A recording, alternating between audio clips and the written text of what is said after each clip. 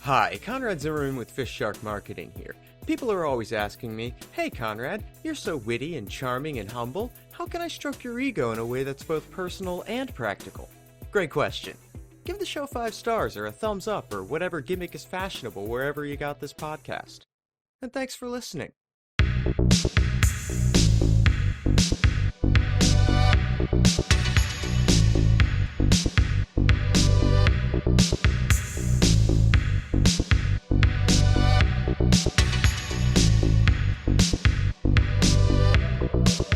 I can't believe they're complaining.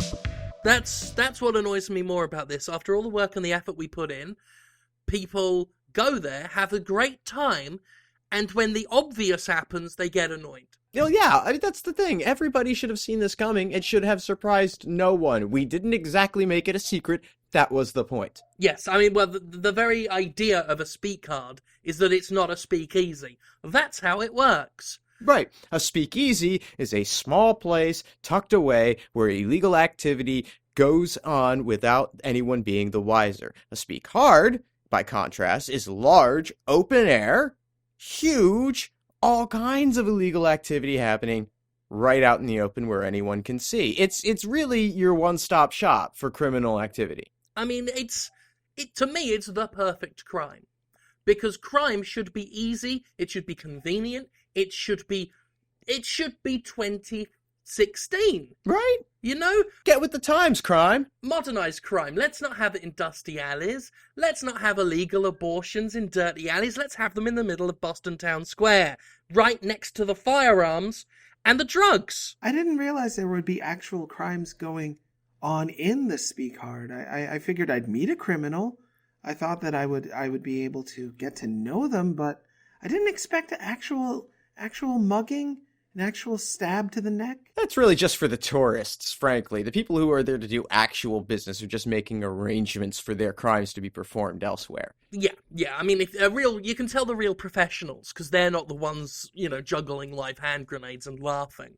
But that's part of what makes it so endearing. The whole aesthetic of the speakeasy now, it's everywhere. It's ubiquitous. Oh, it's so hip. It's so trendy. Exactly. And it's all artificial. It's all surface level. It's all, oh, hey, let's have some rinky-dink piano music and pretend that we're breaking the law by drinking a beer. Like, where's the excitement? A $20 cocktail is not a crime. I'm sorry. It's well, not. It kind of is. But it's not the same kind of crime as actually, inserting your hand into a stranger's mouth and pulling out their intestines. I saw this. And it wasn't easy. It was hard. That did go far. I mean, I will admit, some nights it's a bit like that scene from Event Horizon in there. That goes against the spirit that I was imagining. I wanted the fun atmosphere, the fun rustic charm of the speakeasy with the hard edge of real crime, so that we could indeed have what made the 30s such an exciting time to be alive, I didn't expect for people to take it as far as they did. I didn't expect legitimate terror attacks to happen. The terrorism, right? I'll hold my hands up, my bad. Yeah, it's just unfortunate, I guess, is the way to look at it. But, if you're there, doing a line of coke off someone's back while another person is shoving condoms full of meth up someone's ass, that's a good Saturday afternoon. Well, you're not going to get that at Disney World. I'll say that, right? No, not on a Saturday. All the same, if we could curate the experience a little bit, maybe make it so there's only certain times of day or in the week where you can release poison gas and potentially murder, or at least put out gas masks for people who want the option. I really thought the gas thing was ridiculous. It's like, what part of open air don't you understand? That was a waste of good gas. There's 3 speakeasies in town. They could have let them off there. But no, let them off in the big open town square. I watched literally $3,000 go up in smoke. Like literally burning? They burned the dollars? Well, there was some burning of currency and American flags. Well, only one of those is actually a crime, I think, though. And frankly, the right one is a crime. That's when it went too far for me. Once I saw money being burned, thrown around, kicked down drains, smeared with excretia, I was like, okay, we've gone a bit too far. But at the same time, I don't know why the city of Boston, the people who had to live there around it, and the people who were there who got arrested are angry at me. Not like they didn't know what was going on there. Exactly. It's a Speakhard. Crimes are going to happen, people are going to die, explosions are going to occur, people are going to get arrested. You shouldn't have turned up if you didn't want to be arrested. You shouldn't have been near it if you didn't want to be a witness, a victim, or a party to a crime. There was a lot of cat pornography that had your name on it, and that kind of stuff rubs people the wrong way. You can be party to as many violent crimes as you want, but watching cats do it, it's really disturbing. I don't know if you've seen it. They're really upset while they're humping. They're really mad about it. I'm not responsible. My name was on it, but I greenlight a lot of things, Paulson. Actually, do you mind if I call you Paul? Yeah, sure. Yeah, it's just I know a Paulson, and he let off 3 canisters of poison gas at an open air Speakhard recently. That makes sense. But you were saying you put your name on cat pornography on purpose? What happens is Craig puts documents on my desk. I get my rubber stamp. I put my seal on them. I beat Craig with the rubber stamp, and he goes off and officiates everything. If cat pornography happens during that activity, I can't be held responsible because I didn't read the fine print. Craig's the one who's supposed to be reading them. It's not my fault. He can't read. But Craig's name isn't on it, even though he... No. It's... I mean, if you want to put a name and a face to the cat porn ordinance that is now in Boston, I'm your guy. I'm your go-to guy. But I will not accept responsibility for it.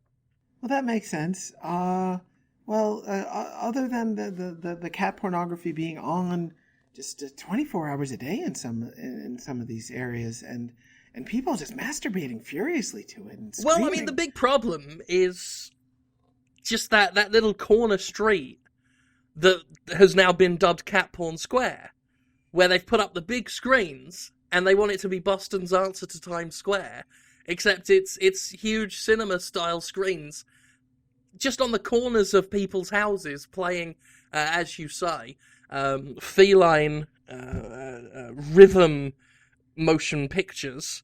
Well, 24/7. That's the weird thing about it. Like when they said they wanted to turn Boston's town square into New York's Times Square, I didn't think it needed to go through the entire evolution of Times Square to get there. Couldn't they have just gone straight to like the hyper commercialized M&M's owns this shit Times Square that we see today? Porn theaters and prostitutes did not seem to be necessary. And yet, here we are, and it's cat porn. Well, I mean, that's the state of modern America for you. You can't make a cultural landmark these days without video footage of 2 cats having uncomfortable, angry sex with each other. And the money shots, I mean, the close-ups of a cat penis. Let's be scientific. It's called a cloaca. Oh, thank you. And cat semen splashing on a cat's face? Is it kind of sticks its tongue out and frowns? Is this... We needed to take this step in order to bring Boston up to snuff? Yes.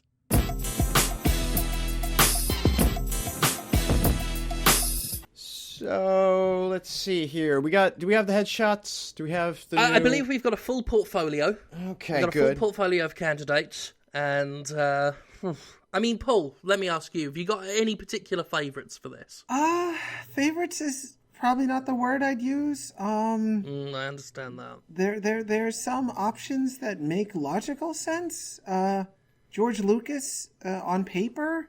Now, when I look at them, I mean, let's do a thought exercise. Think of the candidates in your head, right? Okay, yeah. And I will just say what we need, and you say the first name that comes into your head, okay. Right? All right. New Colonel Sanders. Warwick Davies. Liam Neeson? Okay. That's good, because, to be honest, looking at our potential list, I've been very 50-50 between Warwick Davis and Liam Neeson. No offense to George Lucas, but he won't shave his beard. And why would you? I mean, it is luxurious. But Colonel Sanders has a beard anyway. Right, but it's not that full beard. He's got the Southern gentleman, the sort of thin stripe.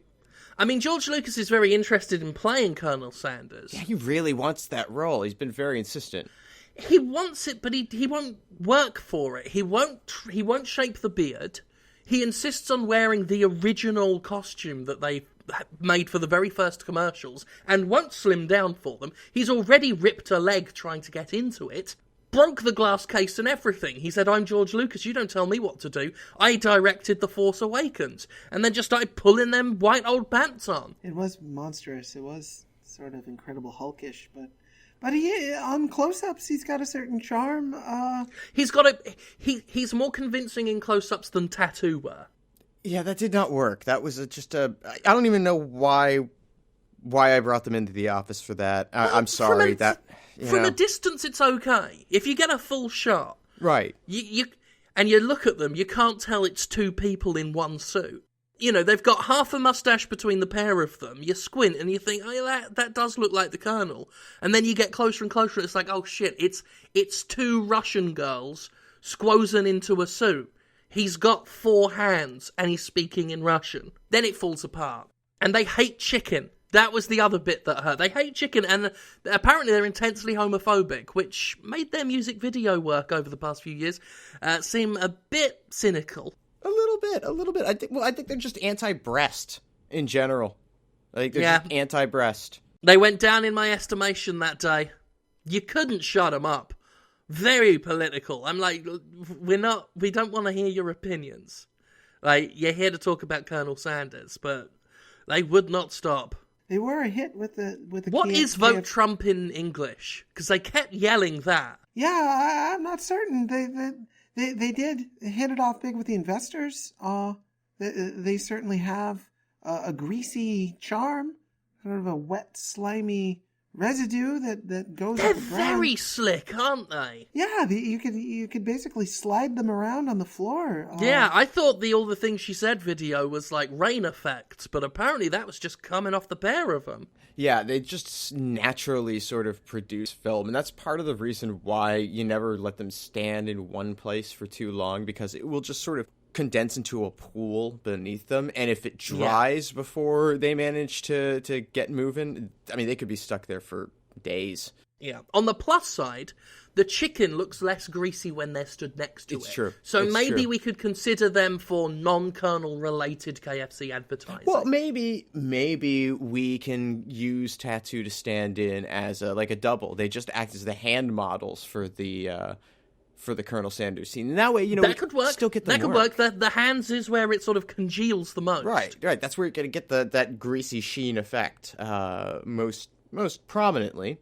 And it's good use for close-up. But it doesn't solve our problem for who's going to be the real Sanders. And where do we stand on Ving Rhames? The problem I have with Ving Rhames is that he is just too silly, Like, he's got that comical sensibility to him in everything that he does. And he's always so playful and light and ebullient. And I don't know, I think it would be undermining the relaxed, comfortable Southern gentleman feel that we expect from the Colonel, right? I mean, we're not talking cartoon Colonel. We're not looking for someone to spin a cane and get the kids involved, right? Like, we want someone dignified and respectable. Yeah. Which is why I'm very into the idea of Zach Galifianakis taking the role. I can see that, actually. I can see that. Yeah. He's got that dour kind of almost upsetting intensity to him. It's true. But do you think we can get him to, like, gray the hair or something? Because the Colonel's going to have to be a white-haired gentleman. Well, I mean, that's the thing people don't realize about Zach Galifianakis is he actually has no hair. Really? That's added in post. Oh my gosh. So we can get it to look however we want. Does he, like, have alopecia or something? No, he has no facial features whatsoever. It's like a smooth stack. Oh, so he's like a Mr. Potato Head. Kind of. It looks a bit more scrotal than a Mr. Potato Head. But they add the eyes, the mouth, the nose, the hair, the voice. He pretty much is entirely CGI, like Jar Jar Binks. But he is an actual flesh and blood person. Oh, yeah, with more flesh than the average person, because, where there would be teeth and hair and eyes, it's just more skin. He is the most skin person in America. I never would have guessed, but that does explain how flexible he is in all of his roles. And I mean, he's just indifferent in everything he plays. You wouldn't recognize him if it weren't for that, beard and sort of dour expression. Yeah. I mean, you see him in Interview with a Vampire, he looks completely different than he did in Pretty Woman. It's true. He's so talented. Man of 1,000 faces, which is ironic because he doesn't have one.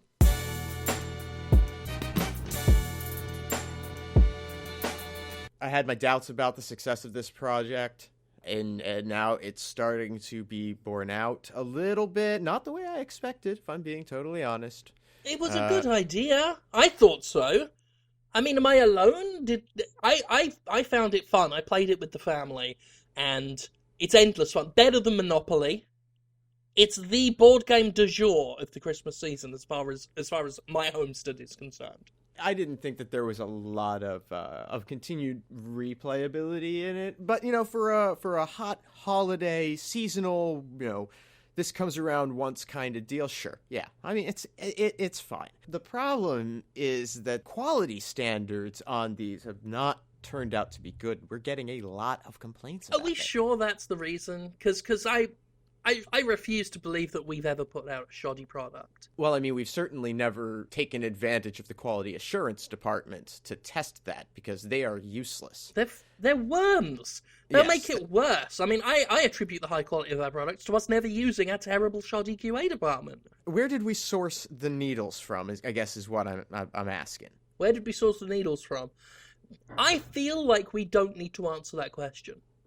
I feel like I'm being attacked right now, and I know that's not your intention. I know that's not your intention. Absolutely not. But I feel attacked right now. I'm not trying to attack. I'm trying to figure out where You're to saying build that the word wall. again, Conrad. Attack. You're saying that word again, and it puts me on edge. I feel a little bit threatened by this. Can I just explain where I was coming from with Sure. this? Okay. Okay. All right. When I was a kid, back in the 70s, I loved those types of games. I'm talking about your Buckaroo. I'm talking about your Pop-Up Pyro. I'm talking about your Gooey Louie. I'm talking about your Mr. Bucket. You put your balls in my top, Mr. Bucket. Out of my mouth they will pop. I loved all that stuff. It took the idea of your boring board game, your snakes and ladders, your chess, and it made it fun, interactive.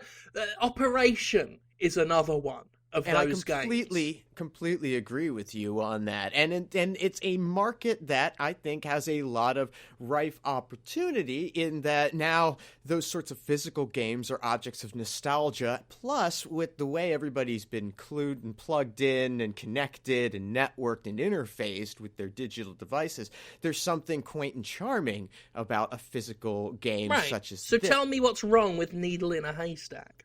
I tried playing it, and I think I played it wrong. Is it just a haystack with a needle in it? I respect where you're coming, and I know your intention, Paul, is not to attack me, okay?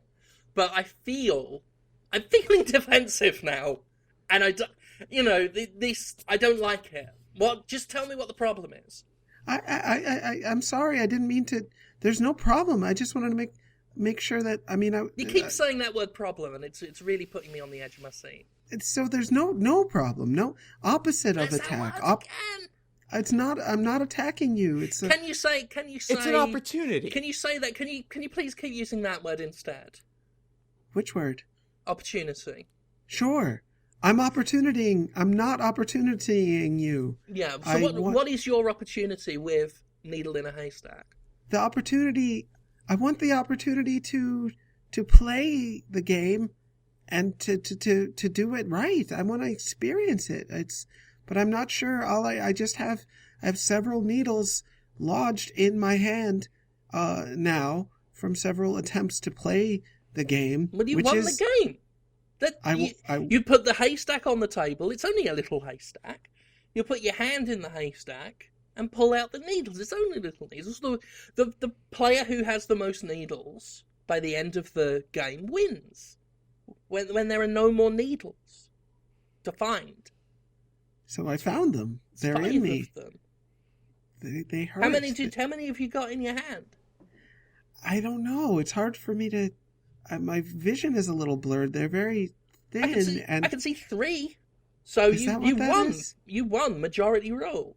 Are you supposed to get a fever? Are you supposed to what? feel? Mm? I feel very faint. I'm sweating profusely. Oh yeah, that'll happen sometimes. That's happened with a few of our customers. Well, but then that's what I'm talking about, though. I'm talking about the sourcing of the needles. I'm wondering Right. if our needle supplier may not have made an error somewhere along the way, right? Mm-hmm.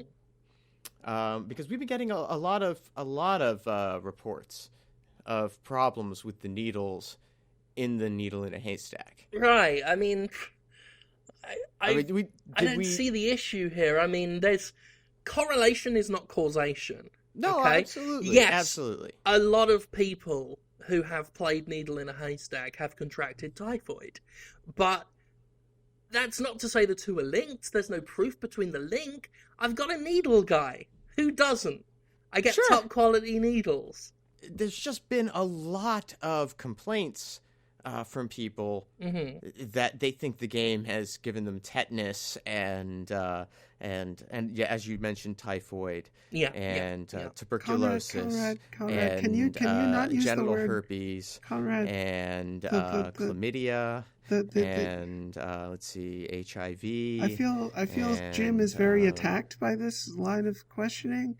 Can you use the word opportunity instead of typhoid and problem and HIV? Yeah. Can we say that the kids that have played this game and Paul have contracted a lot of opportunities? Yes, I think that's fair to say. They have contracted a lot of I opportunities. mean, there was that case in the paper of what was his face, 10-year-old Timmy down on the west side who he's got terminal opportunity. Ultimately, though, for all of that, we could deal with that. We can deal with the payouts on those. They're going to be, what few cases do come up. FistShark Legal assures us that there's no way any of them would make it to trial. The evidence is spurious at best, and they'll never find my needle guy either. No. Tommy Typhoid keeps a low profile. Well, that's good, but they'll be able to pay out a few of these for a small settlement once it's made clear that there's no way that the trials are going to be successful. It's just business as usual. Right. So I really don't see what the problem. I feel like I'm being I'm going to come out and say I feel almost martyred for this. I had a great idea. It's an idea I believe in, and both of you keep coming at me and hounding me like this. I feel almost, this might be a grandiose statement, but I feel like I understand how Jesus Christ felt when he was opportunity to an opportunity for all of our opportunities. It's funny you should bring up Jesus Christ as the example here. He was a good boy. He's a good lad. Did some good work. Yeah, it's just that the real issue I'm concerned about with all of this is it's not the needles that we're having problems with per se. It's the nails. What? Yeah, apparently we've gotten a customer who wants a refund because instead of getting all needles in their haystack, there were a couple of nails in there. Why? Oh my God, why didn't you tell me sooner? Well, I was trying to get there, but you kept getting defensive about it. I mean, we have a serious problem on our hands. That's a real problem. Fuck all the opportunities. Oh my... Alright, give me a second. Hello? Yeah, we need a full product recall. You put nails in some of the boxes? Yeah, now you're feeling the pinch. I tell you what, it's your ass on the line for this, Craig. Yeah. Go tell shipping. Don't send any more out. We're doing a full product recall, okay? I'm sorry. I can't apologize enough. I'm glad we caught it before it became a real issue. I feel like BP when they flooded the ocean full of opportunities.